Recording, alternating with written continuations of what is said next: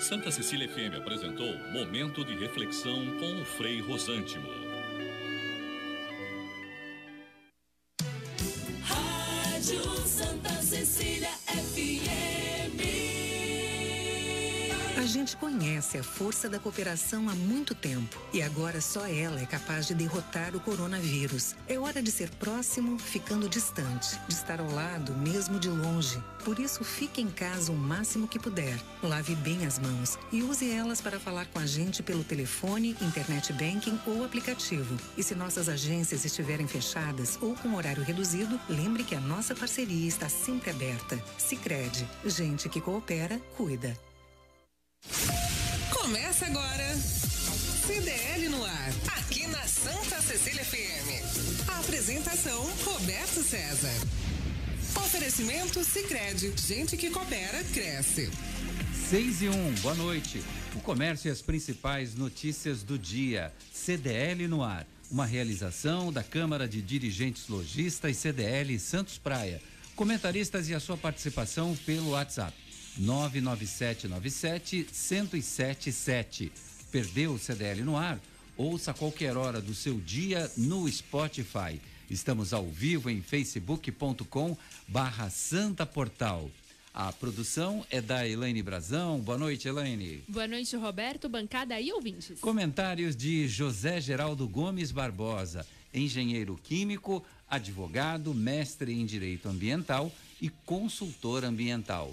Fábio Ferraz, secretário de Saúde de Santos, e Gustavo Teixeira Grotone, diretor do Hospital de Olhos Grotone, mestre e doutor em oftalmologia pela Unifesp. Hoje o tempo ficou nublado. Durante o dia, a chuva voltou. Elaine Brazão, o que diz a previsão do tempo para amanhã? Para amanhã, o dia começa com sol entre nuvens, à tarde a chuva enfim aparece, aquela chuvinha chata, chuvisco, né?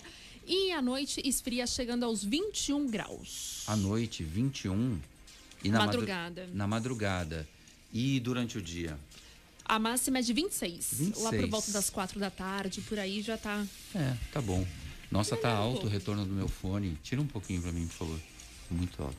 Tirou demais. E no mercado financeiro? A Bovespa subiu 2,46% e fechou o dia a 102.040 pontos. O dólar?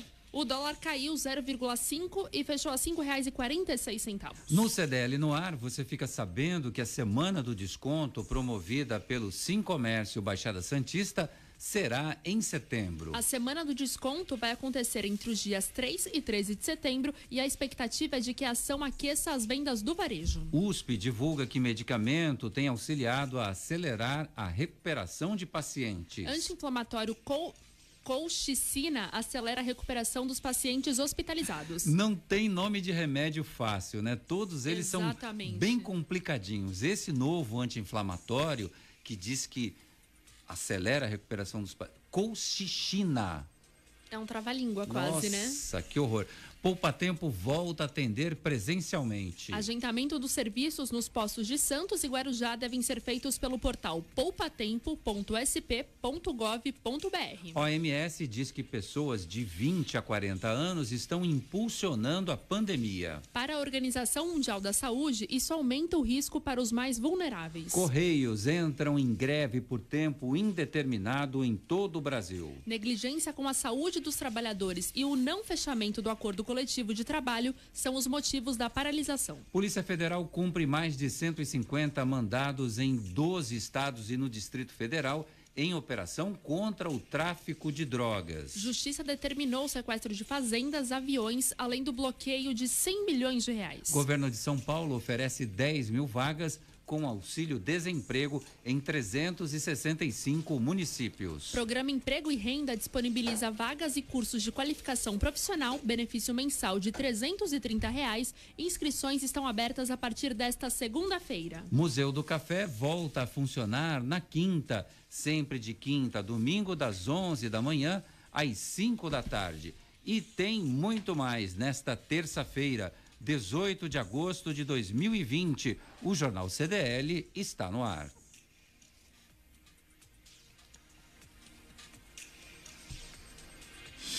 Você está no CDL no ar. Fábio Ferraz, boa noite para você, tudo bem? Faz tempo que a gente não conversa, hein, Fábio? Boa noite, Roberto, boa noite, amigos da Geraldo, boa noite a todos. É verdade, né? A gente tem aí tido uma agenda bastante, corrida aí no dia a dia, mas satisfação em estar aqui mais uma vez com vocês, para a gente conversar um pouquinho sobre a nossa cidade, claro, os desafios ainda que nós temos na área da saúde. Muito bem, eu quero conversar com o Fábio Ferraz, quero saber como é que está o balanço na cidade de Santos.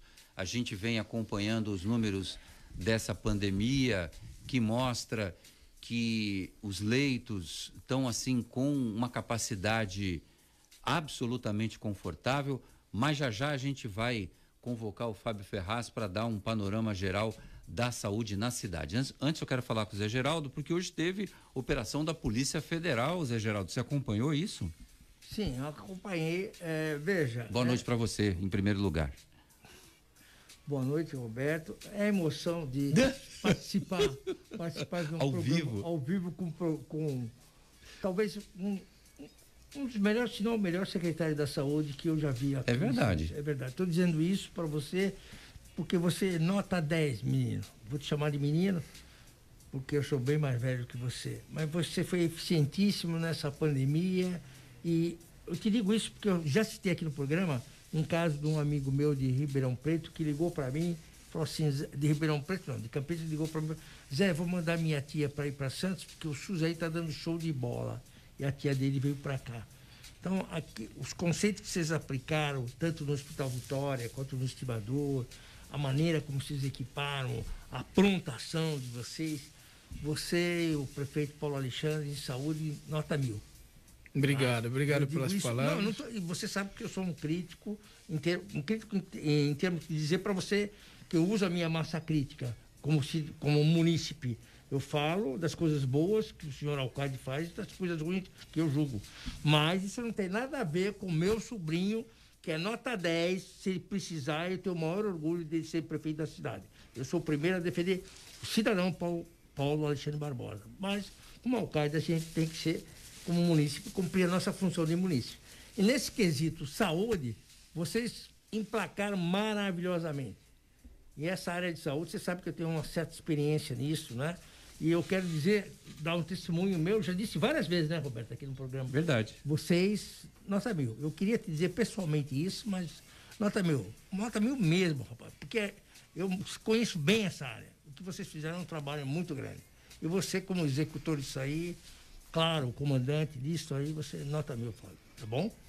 Obrigado. Uma pasta dificílima. Aliás, antes da pandemia do coronavírus, ele enfrentava quase que diariamente inúmeros problemas em todo o sistema, não é nada fácil, mas o Fábio Ferraz sempre deu conta do recado, eu faço coro. Fora os equipamentos que a gestão dele vai entregar para a cidade, quer dizer, o prefeito que vier depois deles, ele vai ter que ser muito bom, ele só vai ter que gerir recursos humanos, vai pegar equipamentos super novos, não é verdade, Fábio?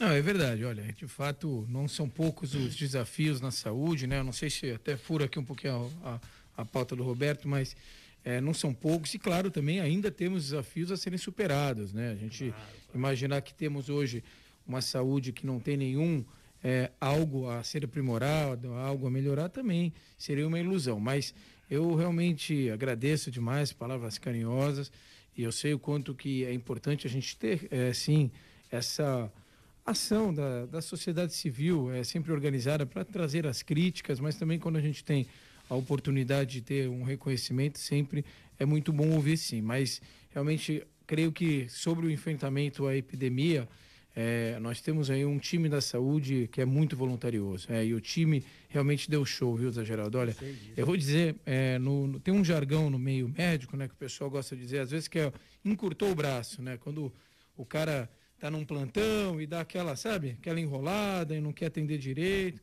E o pessoal utiliza isso muitas vezes, né? Olha, encurtou o braço. Eu quero dizer que o time da saúde de Santos, os profissionais da saúde de Santos, alongaram os braços. Impressionante. Em momento algum, a gente viu os profissionais trazerem de forma geral, né? Claro, trazerem algum tipo de dificuldade, não, vamos atender, vamos fazer, quer queira, está nas UTIs, que nós tivemos a oportunidade de estar lá, os hospitais de campanha, os leitos que foram contratados, a ampliação, a disponibilidade dos leitos, com os equipamentos, é claro que nós buscamos, nos centros de testagem, enfim, nós tivemos realmente aí uma força de vontade muito grande e aí o resultado apareceu de fato. Hoje a gente tem um quadro bastante estável na cidade, na região, e eu creio que, embora, é claro, lamentando as vítimas, né, porque toda vítima tem que ser lamentada e, lamentavelmente, muito tristemente, nós perdemos santistas, né, famílias santistas perderam seus entes queridos, essa é a parte triste dessa história, mas eu creio que a gente conseguiu e tem conseguido fazer o trabalho necessário para minimizar ao máximo os sofrimentos em decorrência desse vírus aí que realmente fez com que, está fazendo, na verdade, né, com que esse ano de 2020 seja um ano totalmente atípico, né, um ano totalmente diferente de tudo. Mas realmente fica aqui essas palavras, eu simplesmente repasso para todos os profissionais, todo o time da saúde, que são realmente os verdadeiros heróis. O Luciano Abílio já está conosco na live do Santa Portal. Boa noite a todos e a todas. Luciano está calmo ultimamente, não tem mandado nenhuma daquelas mensagens mais agudas, mas Geraldo, a Polícia Federal cumpriu mais de 150 mandados em 12 estados e no Distrito Federal na operação contra o tráfico de drogas. Agentes tentaram prender 50 pessoas, 22 delas no estado de São Paulo.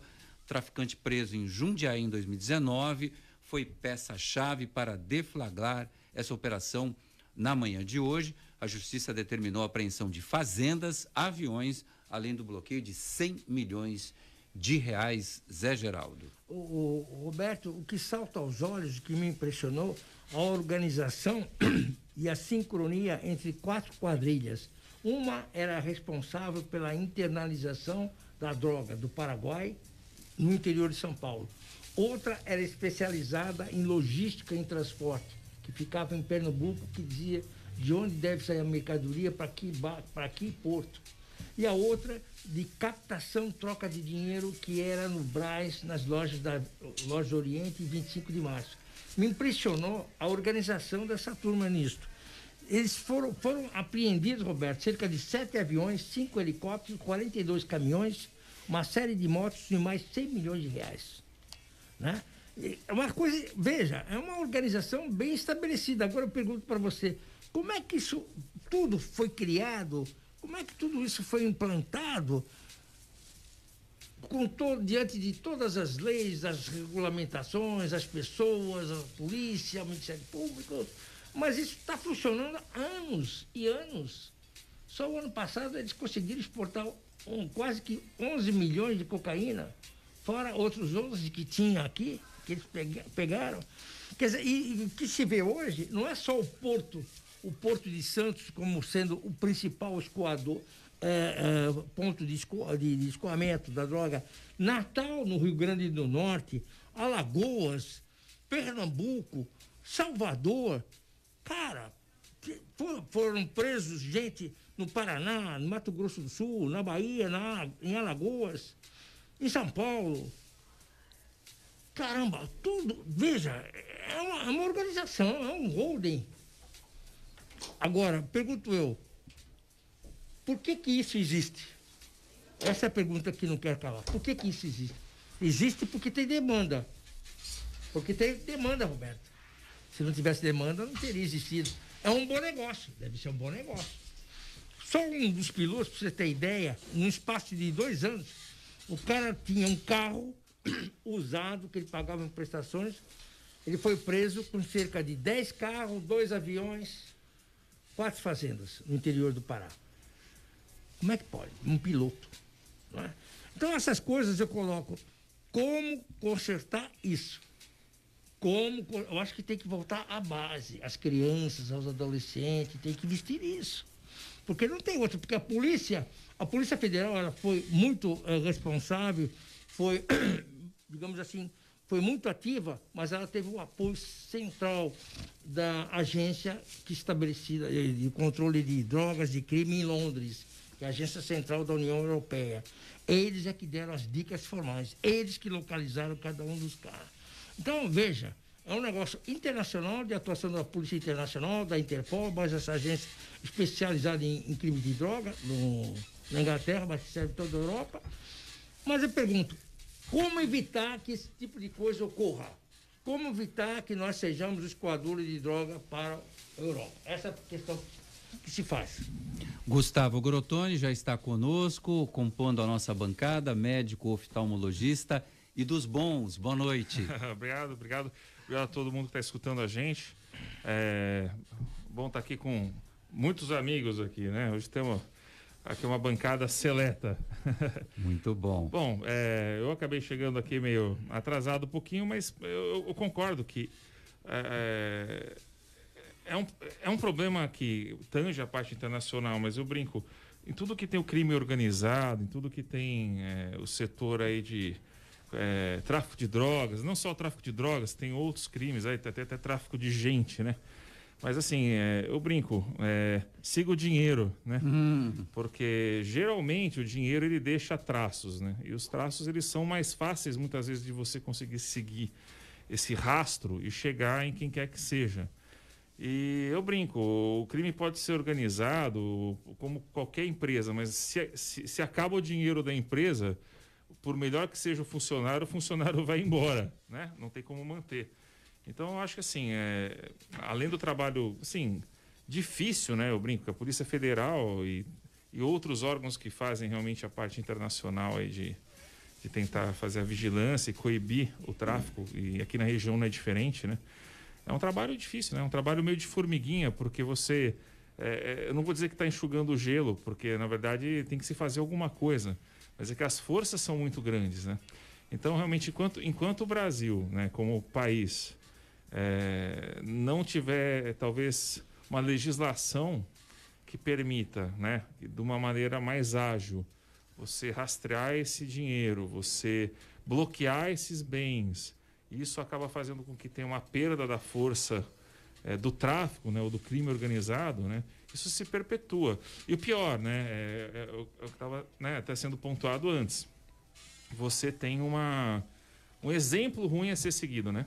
Ou seja, essas gerações que vêm depois, que já vêm nessa cultura de que o crime vai dar a riqueza que ele quer, ele não vai pensar muitas vezes em realmente ir para um lado do crime, do desvio, sabendo que na maioria das vezes vai ficar impune ou vai ser difícil de pegá-lo, né? Então, realmente, assim, há que existir um endurecimento realmente das coisas e uma fiscalização cada vez mais forte, contínua, se a gente quer realmente deixar de ser, para os países europeus, simplesmente um pontinho que é uma rota do tráfico, né? A pergunta do Zé é muito oportuna, porque a gente sempre tem a sensação de que são aquelas operações enxuga-gelo. A gente vê várias operações de desbaratamento do crime no Porto Santista, com apreensão de toneladas e toneladas e quilos de drogas, e a coisa vai acontecendo de maneira rotineira. O Alcides Catarino, meu abraço ao José Geraldo Gomes Barbosa, o Alcides cumprimentando você, Zé. Boa tarde, Roberto Santos, diz aqui, parabéns pelo naipe dos convidados do CDL no ar. É o Antônio Luiz de Souza, cumprimentando o Fábio Ferraz, o doutor Gustavo Grotoni e também o Zé Geraldo, pessoas de maior integridade e representativas que se propõem a compartilhar informações atualizadas. O Marcelo Moura, boa noite a todos da bancada. Essa epidemia foi a farra do boi com os recursos públicos. Não sei o que o Marcelo está dizendo. Ademir Pestana, sempre um prazer escutar o Fábio e o doutor Zé Geraldo. Muito obrigado pela audiência. Fábio Ferraz, o hospital de campanha em Santos foi desativado. Esse hospital que foi montado pela Prefeitura de Santos, na UPA Zona Leste, Praça Visconde de Ouro Preto, sem número, ali pertinho da Igreja Nossa Senhora da Aparecida, se eu não estou enganado. E, inicialmente, o projeto de UPA acabou virando um hospital de campanha. Por que é que vocês desativaram? Já sentiram segurança para isso? Conta pra gente. Olha, é verdade, Roberto. Nós tivemos, aqui é importante ressaltar, né, a ampliação de leitos através de parcerias com as instituições já instituídas na cidade. Então, ampliamos leitos na Santa Casa, parceria com a Santa Casa, recursos, habilitamos os leitos perante o Ministério da Saúde, conseguimos os recursos e conseguimos fazer com que tivéssemos essas ampliações de leitos na Santa Casa. Na Beneficência Portuguesa, está aqui o Ademir Pestana, que está nos acompanhando, inclusive, temos lá uma condição espetacular, realmente, ter também um bom atendimento na Benê, na Beneficência Portuguesa, no nosso hospital da Zona Noroeste, hospital próprio do município, e tivemos também no Hospital dos Estivadores a ampliação de leitos Covid. Porém, para, digamos, ter aí a plena convicção de que teríamos leitos para todos, porque, lembrando, né, nós temos a cidade de Santos, 437 mil pessoas, mas nós temos 1.900.000 pessoas na Baixada Santista. E cerca de 60% de toda a rede hospitalar da Baixada Santista, ou seja, desses 1.900.000 pessoas, está centralizada na cidade de Santos. Então, nós entendemos que nós tínhamos ali, como de fato temos, também um dever de colaborar com a Baixada. Então, buscamos aí a ampliação dessa disponibilidade de leito através dos hospitais de campanha. E aqui eu quero dizer, viu, Zé Geraldo, a gente em Santos não fez hospital para campanha, a gente fez hospital de campanha, porque a gente podia fazer estruturas bonitas aí, de repente em campos de futebol, em centro de convenções, enfim, em outros espaços, teríamos essa condição de fazê-lo. Só que, sem dúvida, a gente teria um custo muito maior do que de fato tivemos. Talvez rendesse aí imagens mais bonitas, né? O pessoal poder tirar, digamos, um registro mais imponente, mas nós buscamos o quê? Buscar justamente os locais onde já existia algo da saúde funcionando. Uma estrutura, né? A estrutura preparada. Então, pregamos lá, por exemplo, o prédio da UPA Leste, que é uma obra que está realmente todo mundo ansioso em ter essa estrutura adequada aí para fortalecer a rede de urgência e emergência da cidade, mas quando íamos inaugurar a UPA, tivemos aí realmente o início da pandemia. E aí o que nós fizemos? Digamos, aguardamos um pouquinho a UPA e fizemos lá um hospital de campanha. Então, porta fechada, não tem atendimento de porta aberta, mas 56 leitos naquela localidade e ao final agora, sendo deles 20 de UTI, quando nós recebemos inclusive também respiradores do governo do estado para fortalecer essa estrutura. A UPA prestou um excelente serviço, tem prestado um excelente serviço no enfrentamento ao Covid. Chegamos a ter lá realmente quase 200 pacientes atendidos. De forma muito triste, perdemos 10 pessoas, tivemos 10 óbitos nesse hospital de campanha, mas um resultado expressivo, né? Salvamos a grande maioria e boa parte desses pacientes em UTI, em situação delicada, mas graças ao empenho e à estrutura lá posta, nós conseguimos fazer com que esses pacientes conseguissem superar o Covid-19. E agora, nós entendemos sim que já temos essa condição de iniciar aquilo que a gente chama de desmobilização. Por quê?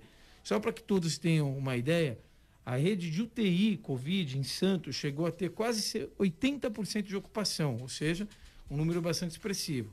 Ainda bem, esses números vêm caindo gradativamente e hoje, somando a rede pública e a privada, a gente tem cerca de 30% de ocupação, só na pública 25%.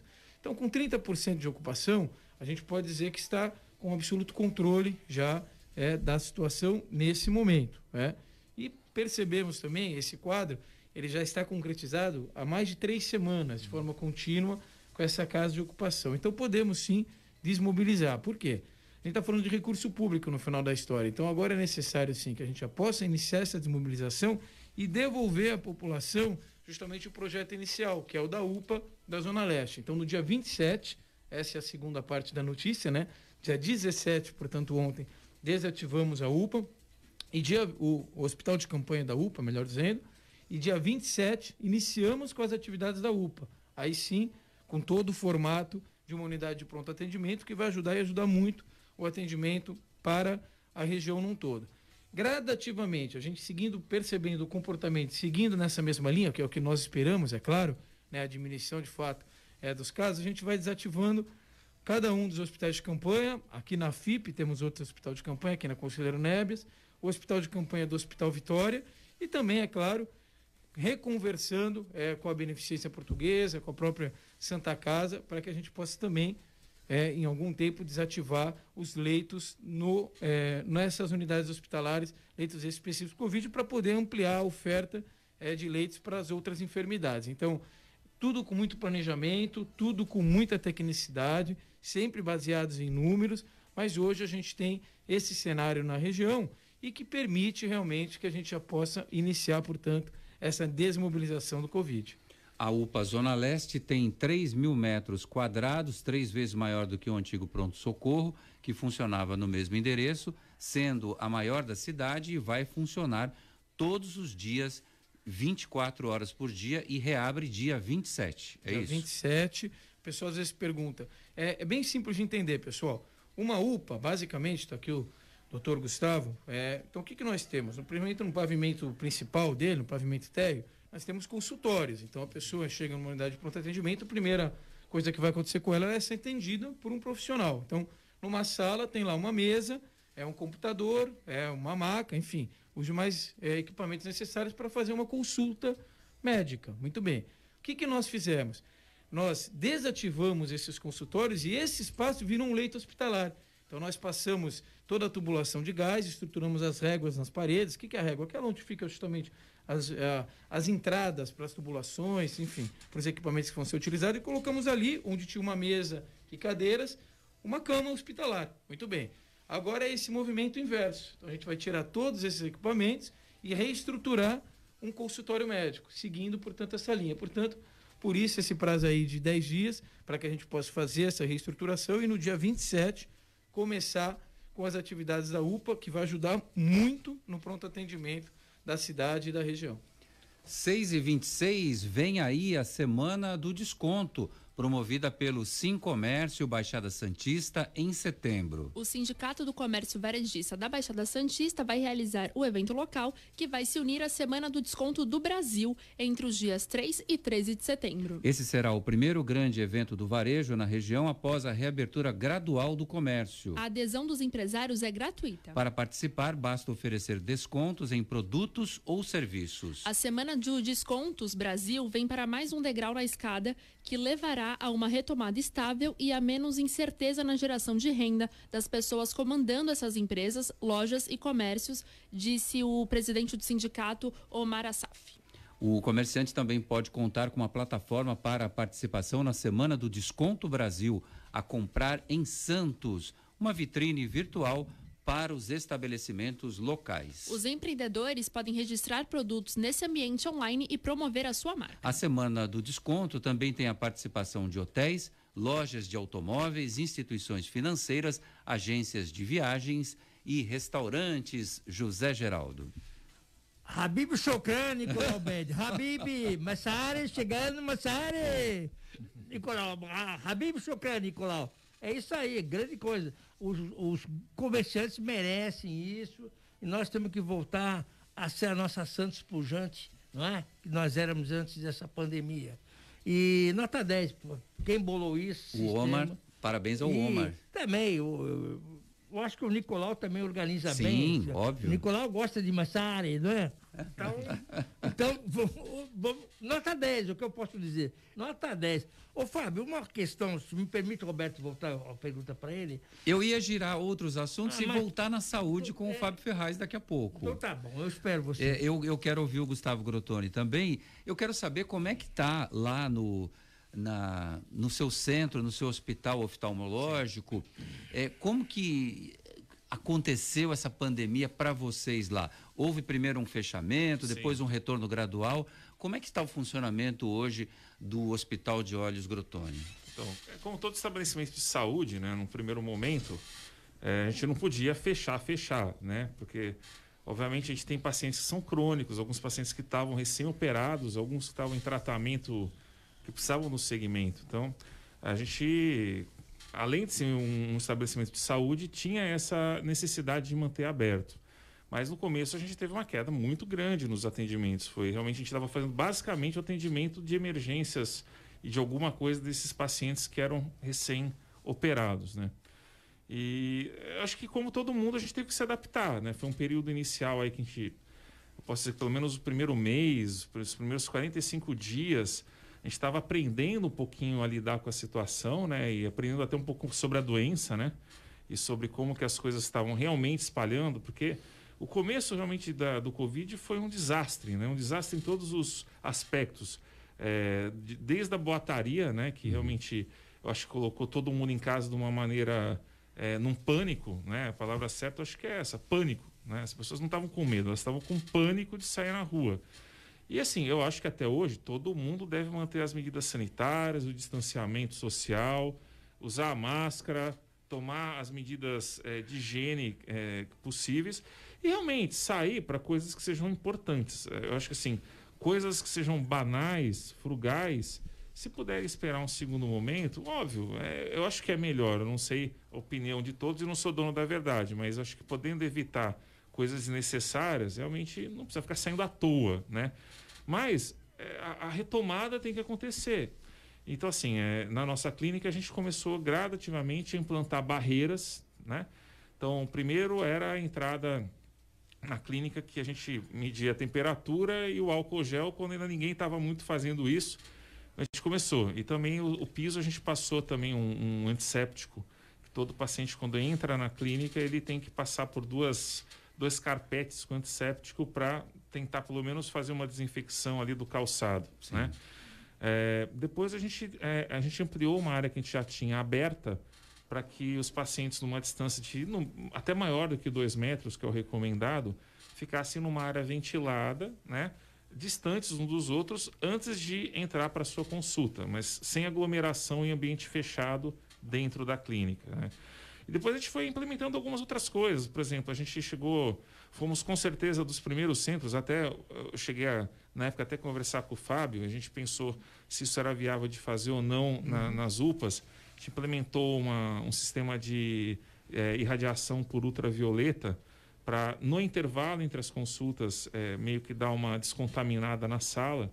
Isso, olha, eu brinco que assim, se ajudou ou não, eu não tenho como te falar cientificamente, mas graças a Deus a gente não teve nenhum colaborador aí nesse período, principalmente o mais inicial, em que a coisa não estava nas casas, estavam muito mais nos lugares que eventualmente o paciente ainda estava indo.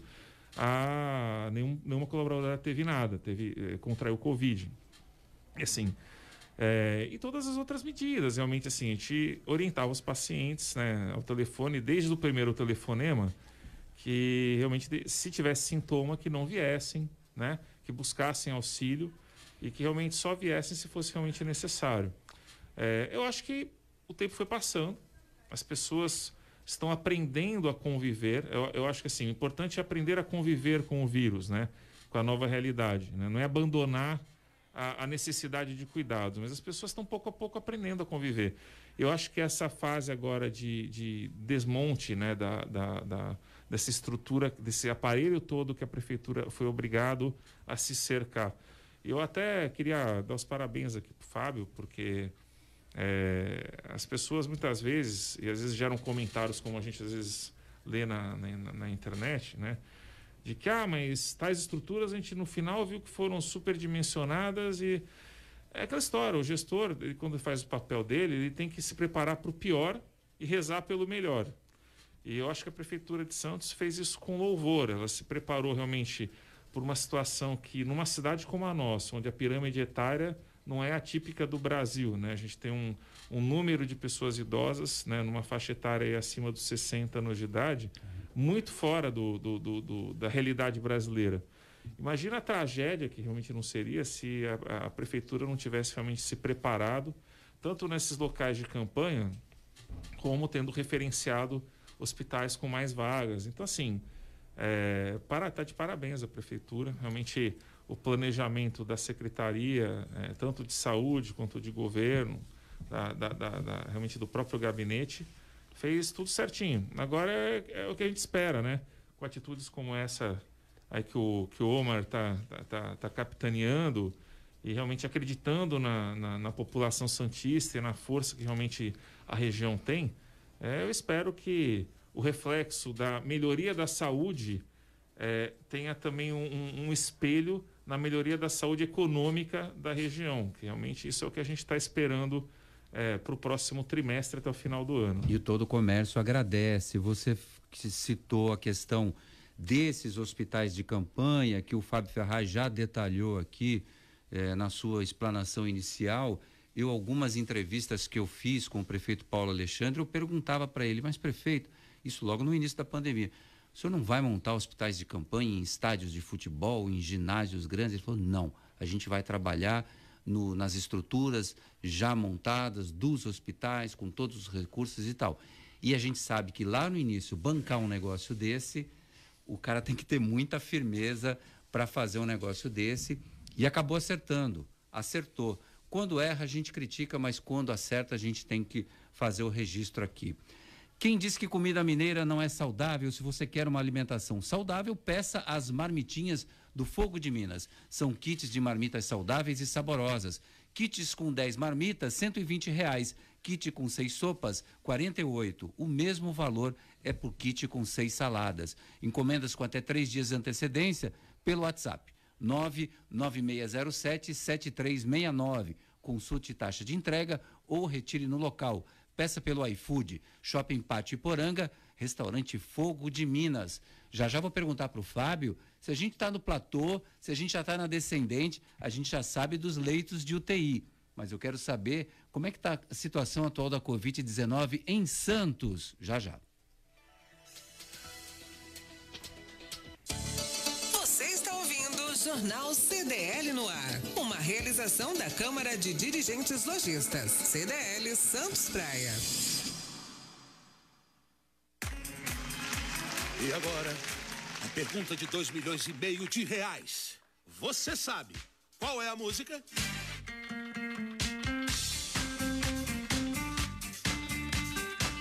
Promoção Poupar e Ganhar Sem Parar Sicredi. Traga sua poupança para o Sicredi, concorra a prêmios de R$ 5.000 toda semana, a 500 mil em outubro e ao grande prêmio de 1 milhão em dezembro. No Sicredi, cooperar é muito mais negócio. Saiba mais em poupareganharsemparar.com.br. Slex.com. Sempre trazendo as novidades em eletrônicos e informática. Se o seu celular ou tablet quebrou, a Slex conserta para você. Uma grande variedade de celulares com facilidade no pagamento. Tudo em games, acessórios e periféricos de informática. Slex.com, Avenida Ana Costa, 530, Loja 9, Gonzaga, Santos. Telefone 3284-2223 ou no WhatsApp 981 40 55 95. Slex.com. Sabe por que muitas pessoas querem se associar à CDL Santos Praia? Plano Empresarial Unimed Santos. Assessoria jurídica gratuita. Plano odontológico.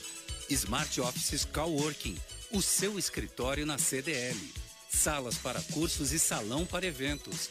Cartão exclusivo com descontos de 10% a 50% em cinemas, academias, lojas, escolas, faculdades e restaurantes.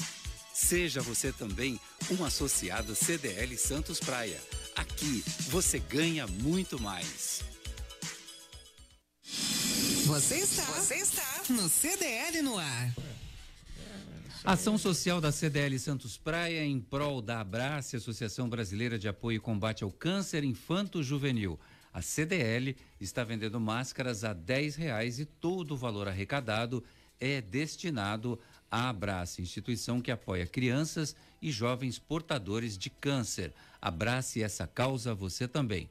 Pontos de venda na Avenida Marechal Deodoro 13, Altos, na CDL Santos Praia, na Galeria Quinta Avenida, Loja 9, na Slex.com, na Praça de Alimentação do Shopping Pátio Iporanga, no Restaurante Fogo de Minas. Zé Geraldo, você queria fazer uma pergunta para o Fábio Ferraz sobre saúde. Não é bem sobre saúde, sobre índice de estatística, né? Estatística é como um biquíni, revela tudo, mas não revela o essencial. Né? Esse é um conceito básico que eu tenho de estatística. Então, o que eu queria comparar coisas comparáveis para fim de fazer um trabalho técnico-estatístico. Por exemplo, por 1 milhão de habitantes, qual é o número de óbitos nosso, de recuperados, entendeu? E também por 1 milhão e por 100 mil habitantes. Eu gostaria de ter esses termos. É evidente, eu não estou culpando você de nada, nem desqualificando. Eu entendo que seria melhor para a gente comparar, por exemplo, com a performance da Coreia do Sul, da Inglaterra, da Itália. São coisas comparáveis, eu acho. Não, esse é o caminho mesmo. Olha, eu queria convidar você e a todos que estão nos ouvindo, qualquer pessoa pode entrar agora, santos.sp.gov.br. Tem lá monitoramento Covid, que é a página da prefeitura, em 2 cliques. todos os dados estão em tempo real. Até eu digo isso, fica aqui um agradecimento ao pessoal de tecnologia da prefeitura, que normalmente digamos, as esferas públicas geram lá um PDF no final do dia e dão as informações. A gente faz isso, a gente faz um resumo, faz um card e dispara aí pelo WhatsApp, para o pessoal poder acompanhar e tal. Mas em tempo real estão todos os indicadores. Então, números referentes a novos casos, lamentavelmente a óbitos, internação, comparação por bairros, comparações por idade. Então, qual a maior incidência de coronavírus em Santos por idade, por faixa etária? Qual a maior incidência por óbitos? Enfim. E nós temos realmente alguns números que são importantes. E essa linha de coeficiente, a gente faz com que a gente possa comparar situações iguais, é fato. Então, o nosso coeficiente, por exemplo, de letalidade, ele tem gerado em torno de 2,9, que é um número baixo, graças a Deus, comparado a São Paulo, comparado ao Brasil, comparado ao mundo. Por exemplo, Estado de São Paulo, esse número está orbitando aí na casa de 4. Então, a gente está em menos que 3. Então, realmente, são performances importantes que mostram realmente algo que a gente possa comparar com outras localidades. O nosso grau de testagem, por exemplo, em Santos nós realizamos mais de 101 mil testes nas modalidades PCR e teste rápido. Isso significa cerca de 25% da população. É número comparável aos maiores centros de testagem do mundo. Coreia, Alemanha, própria Suécia, onde se realizou bastante testes também. Alguns pontos dos Estados Unidos, como por exemplo a cidade de Nova York, teve uma alta capilaridade de testagem, enfim. São percentuais comparáveis a essas localidades. Poucas localidades no Brasil tiveram percentuais dessa grandeza no grau de testagem. Então, realmente são números importantes e que estão disponíveis para todos acompanharem em tempo real nessa plataforma da Prefeitura.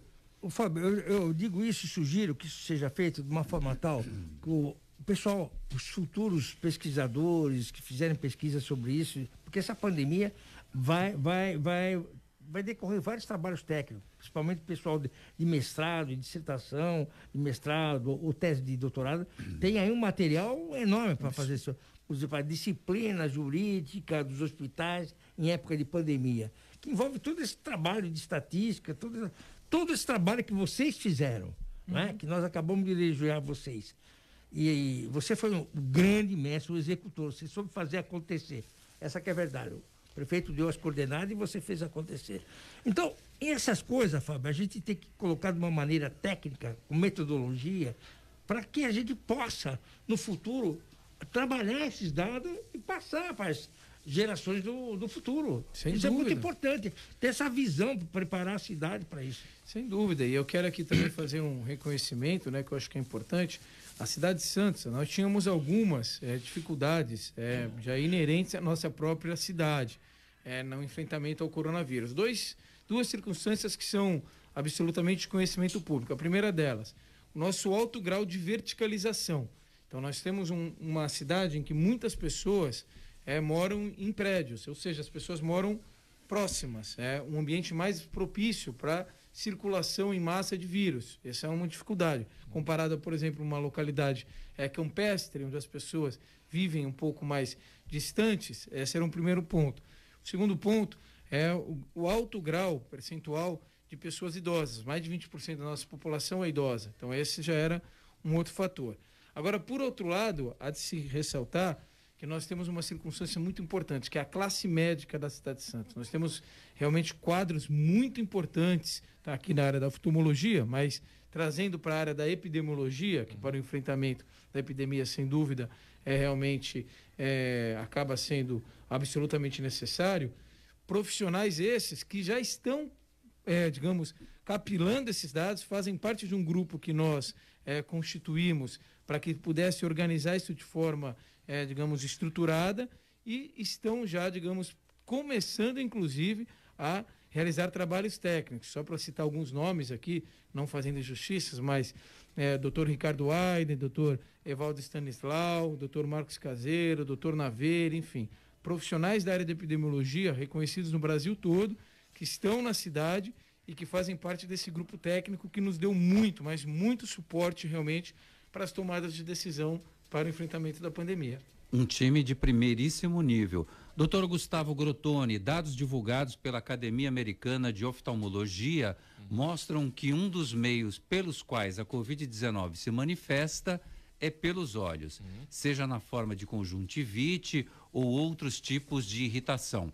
De acordo com um estudo feito por essa entidade, em média de 1 a 3% de pacientes infectados pela doença tiveram conjuntivite como um dos primeiros sintomas. Além disso, os dados também indicam que existe a possibilidade do vírus se apresentar unicamente pelas vias oculares. O médico oftalmologista e diretor clínico do Banco de Olhos de Sorocaba e do Hospital Oftalmológico de Sorocaba, Dr. Gabriel Zatti, explicou que os cuidados com a saúde pelos olhos devem ser redobrados durante a pandemia. Tá aí uma coisa que a gente não preocupa muito, né? Que a gente põe a máscara, cobre o nariz, cobre a boca, mas os olhos são uma importante porta de entrada para o Covid-19. É uma das primeiras coisas que a gente fez quando retomou o atendimento lá na clínica foi isso.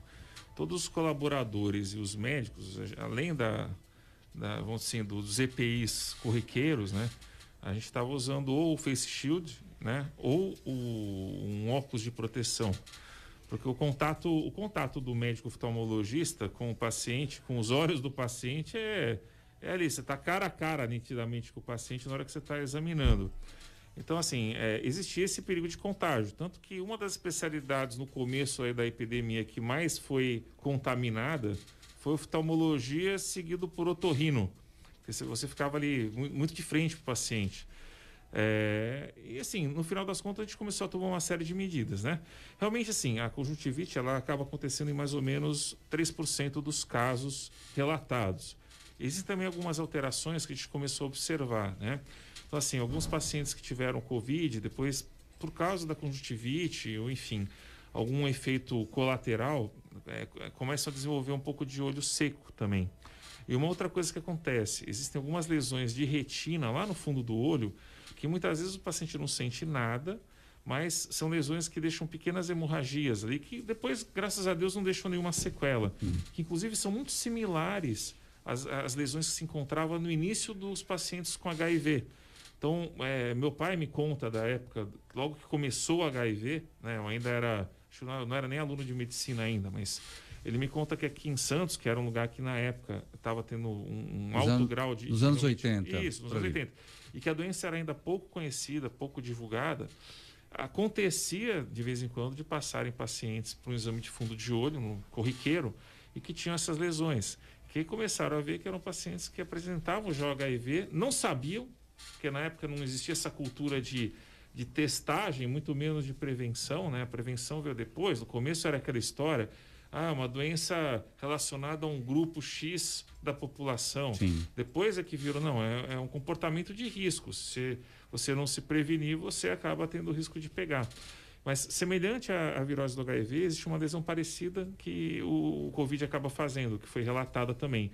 Mas, assim, o mais importante, eu acho que isso é o que eu falo para todo mundo. Se você usa óculos, né? O óculos já acaba sendo uma barreira natural. Eu brinco, é uma boa hora para continuar usando óculos, né? Porque você, antes de tocar no olho com a mão contaminada, você vai encostar no óculos, você lembra, opa, não é para ficar encostando no olho. E quem não usa, realmente teve algum contato, alguma pessoa que você... Dá uma lavadinha na mão antes, se não tiver álcool gel, água e sabão bem lavado já serve, né?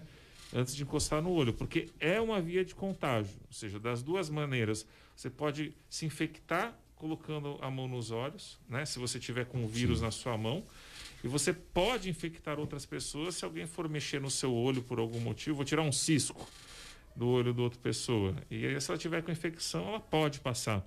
Apesar de que, assim, existe uma certa controvérsia, porque já foi visto que na lágrima existem alguns componentes que conseguem, de alguma maneira, neutralizar o vírus.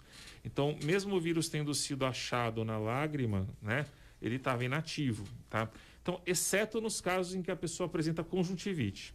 Então, se a pessoa estiver com conjuntivite e for causada pelo Covid, essa é a pessoa que passa realmente pelo contato com os olhos. Os outros, não. Provavelmente você não vai ter nenhum grande problema. Mas sim, bem lembrado aí da oftalmologia e seu papel aí no meio da epidemia. Com certeza. Fábio Ferraz, em que estágio a cidade está? A gente já pode se tranquilizar? São duas questões. E a outra questão é que parece que tem muita gente que já está se liberando por conta própria em relação a cada vez que avança uma fase nova do Plano São Paulo e a gente está prestes a ingressar na fase verde, as pessoas, por conta própria, estão relaxando. É hora de relaxar, Fábio Ferraz? Não, não é hora de relaxar, gente. Isso é muito importante a gente deixar claro. Uma coisa é controle, outra coisa é relaxamento, é achar que está tudo normal novamente. Eu, particularmente, eu não gosto muito desse termo que o pessoal tem usado muito, né? Do novo normal, né? Eu acho que normal é normal, né? Normal é quando a gente puder chegar aqui, por exemplo, entrar no estúdio, poder se abraçar, poder se cumprimentar de forma correta. Aqui a gente, dá tchauzinho pro outro e tal. A gente está aqui, alguns utilizando a máscara, enfim. Então, isso não é normal, né? E essa é a vida que nós temos hoje. Nós temos várias restrições que ainda são necessárias. É fundamental ter muito claro a seguinte situação. Covid-19 ainda é uma doença que a ciência não tem um tratamento especificado. Então, nós temos uma série de tratamentos que minimizam os problemas decorrentes desse vírus. Mas, infelizmente, nós não temos a cura ainda. Se Deus quiser e os nossos cientistas em nível planetário continuarem trabalhando bem como estão, logo teremos. Então, o fato é, na prática, o sistema de saúde, de forma geral, público e privado, ele pediu o seguinte, lá no começo da pandemia: pessoal, vamos ficar numa extrema quarentena para a gente poder se estruturar melhor.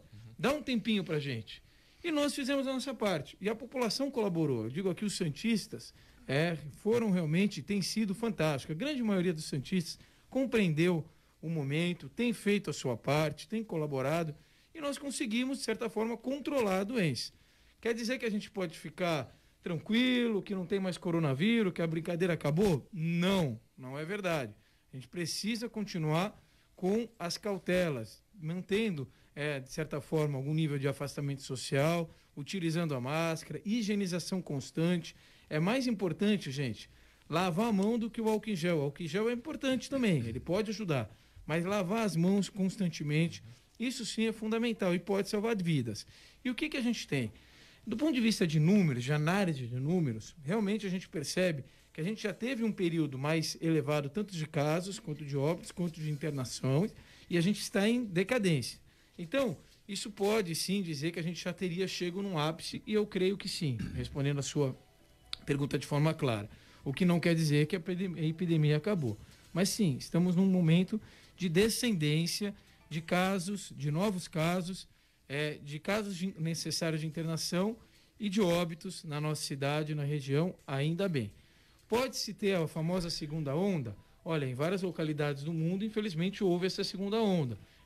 Talvez aí com, digamos, sequelas, consequências menores, fato, mas de fato houve. Então, por essa razão, de fundamental importância que as pessoas continuem utilizando essas cautelas. Teremos aí em breve, sim, a vacinação em massa. Isso me parece que é algo que teremos alguns meses ainda a ser superado. Eu creio que no começo do próximo ano... Isso que eu ia te perguntar, se você quer arriscar um prazo aí. Olha, eu falo que no começo do próximo ano, eu creio que a gente já tenha realmente algo mais validado, né? A vacina russa, né, que me parece já está sendo utilizada, a classe científica ainda não a validou totalmente. Espero que ela seja boa. Aqui eu não tenho nenhuma tipo de ideologia política, não estou nem aí para esses negócios, não. Se for a russa... Se funcionar, o que funcionar tá valendo. Se ela é vermelha, se ela é azul, não me importa. Se ela curar do coronavírus, para mim é a melhor que tem. Não tem problema nenhum quanto a isso. Mas ainda não foi 100% validada tecnicamente. Esse é um fato. Então, a gente espera que tenha. A vacina que nós temos aqui, parceria no estado de São Paulo, vai muito bem, está caminhando bem. Eu acho que também segue em passos largos aqui, para que a gente tenha também realmente essa condição. Isso seria bom porque a gente teria em tempo mais rápido aqui, né, em nível estadual, a disponibilidade da vacina. Então, eu arrisco começo do próximo ano. E só, Roberto, Plano São Paulo. Olha, gente, nós temos aí realmente nas últimas semanas, dos 5 indicadores, 4 nós estamos verde, 1 amarelo. mas ainda vai demorar um pouquinho, eu posso afirmar isso categoricamente, para a gente conseguir avançar nesse quinto indicador e poder passar para a fase verde. Vamos lá. Na Top Games você encontra os melhores brinquedos, toda a linha de celulares da Xiaomi, além dos melhores videogames. A Top Games fica no Boulevard Otton Feliciano e Shopping Parque Balneário no Gonzaga, em Santos. Pensou brinquedos, celulares, perfumes e games? Pensou Top Games, a top da Baixada. Ligue no WhatsApp da Top Games, 996154715. Vou repetir, 996154715, a Top Games do Marcelo Meneghelli. Vou passar rapidamente pelos nossos ouvintes, porque o nosso tempo já está esgotando e eu quero uma resposta do Fábio Ferraz, mas assim, daquelas bem rapidinhas, Fábio. Vamos lá, Elaine Brazão. Micaela tá aqui, mandou foto junto com o Martinez, o pai dela. Beijo, Micaela. Tem também a Cida, o Ricardo Orliana, que tá elogiando o programa pra caramba. O Jefferson Queiroz falou, boa noite. Pergunto para o Fábio se é válido o teste rápido que fizeram na Câmara dos Vereadores e se é o mesmo que fizeram nos taxistas na Beneficência Portuguesa. Ele é motorista de táxi e está preocupado se o teste que ele fez foi válido ou não, Fábio. Olha, o teste que nós utilizamos na Câmara Municipal, nós utilizamos também para fazer essa ação com os nossos taxistas e para fazer testagem em servidores públicos do município de Santos. Esse lote realmente se mostrou um lote que apresentou um percentual mais alto do que o aceitável de erros, então por isso foi suspenso esse lote, está guardado conosco, já notificamos a Anvisa para as ações a serem tomadas, porque esses testes, de fato, eles são certificados pela própria Anvisa. Notificamos também a empresa para a devolução desses recursos. Estamos aí, essa semana, creio que a gente já tem uma decisão se vamos ter que entrar com uma ação judicial contra essa empresa ou não. Mas, infelizmente, esses testes foram utilizados também na ação dos taxistas, o que não quer dizer que desvalide os outros mais de 100 mil testes que foram realizados que não apresentaram problemas. Foram lotes específicos, mas que todas as ações já foram tomadas, as providências, para garantir aí de não prejuízo nenhum ao erário público. Fábio Ferraz, secretário de Saúde de Santos, Gustavo Teixeira Grotoni, médico oftalmologista do Hospital de Olhos Grotoni, e José Geraldo Gomes Barbosa, fizeram mais essa edição do CDL no ar, que está de volta amanhã a partir das 6h. Quero agradecer muito a presença de todos vocês. O programa foi para lá de interessante. A gente até deixou de colocar alguns quadros aqui do programa porque rendeu muito essa conversa. Muito obrigado. O ouvinte também gostou demais. Tchau, gente. Ótima noite. A gente volta amanhã. Você ouviu? CDL no ar, uma realização da Câmara de Dirigentes Lojistas. CDL Santos Praia. Oferecimento Sicredi. Gente que coopera, cresce. Santa Cecília FM. Pensou perfumes importados, pensou Beverly Hills.